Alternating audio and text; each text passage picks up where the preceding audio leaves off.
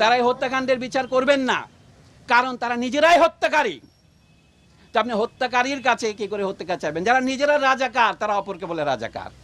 এই হত্যাকাণ্ড রাষ্ট্রীয় মদতে হয়েছে, রাষ্ট্রীয় বাহিনীর দ্বারা হয়েছে এবং রাষ্ট্রীয় বাহিনীর সহযোগীদের দ্বারা হয়েছে। দেশের সিভিল সার্ভিস থেকে শুরু করে সমস্ত সরকারি চাকরিতে সকলের বৈধভাবে প্রতিযোগিতা করার অধিকার থাকবে কি থাকবে না, সেই প্রশ্নটা অরাজনৈতিক প্রশ্ন নয়, এটা একটা রাজনৈতিক প্রশ্ন। কিন্তু রাজনৈতিক প্রশ্নের রাজনৈতিক সমাধানের দিকে না গিয়ে দেশের সরকার প্রথমে সেইটাকে এক পাশে ঠেলে দিতে চেয়েছে, উপেক্ষা করতে চেয়েছে, পরে যে দমন নীতি অবলম্বন করেছে নিজেদের পেটোয়া বাহিনী দিয়ে, সেটা থেকেই এই হত্যাকাণ্ডের শুরু।